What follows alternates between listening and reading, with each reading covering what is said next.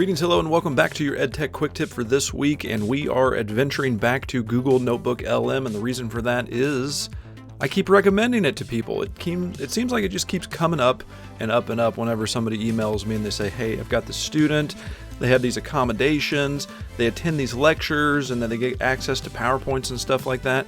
How do we make that content more accessible? The answer that I keep giving over and over and over again, it seems, is Google Notebook LM. For one, if you're a Google Workspace school, that means that you use Gmail, you're using Google Drive, you're in the kind of Google atmosphere, you've already got access to Google Notebook LM for free. It's included in your subscription. If you don't see it, your IT person just needs to flip a switch and you'll have access to it because it's an opt-in kind of app.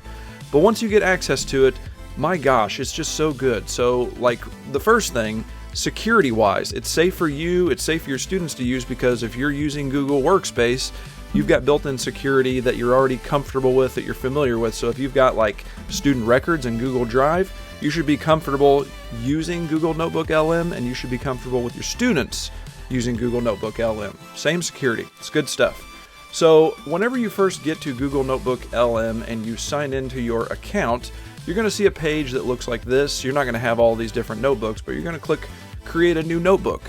I've already got one ready to go. It's called my audio example. So what I have done is I have uploaded a podcast recording that I did with Robert and Gina about a year and a half ago. It was like a 30-minute long conversation. It was an MP3 file, so you can add sources over here on the left-hand side. Anything from Google Drive, including slideshows, PDFs, Google Documents. You can add just links to websites, YouTube videos, copied and pasted texts. But in this case, we're pretending that we're a student and we're attending a lecture. We have the ability to record the lecture using whatever recording software you like. If you don't have one, Vocaroo.com, that's a good one because it's free. It's just a website. You go here, you click the record button, it'll record whatever's on your device at the time. So works with Chromebooks, iPads, all of that stuff, and it doesn't cost anything. I think the only limitation is you can only record up to 30 minutes at a given time. But do your recording, upload that as a source, and then once you do that, you've got this little trained area right here. So if I were to encourage a student to use Magic School, Brisk, ChatGPT, it's going to search the internet, it's going to search all those different sources. But in Google Notebook LM, the only source that this chatbot will search is whatever I upload as a source. So it is only knowledgeable about this podcast that I uploaded. So you put in your prompt down here, and in this case, my prompt was summarize this audio recording like I'm 5 years old.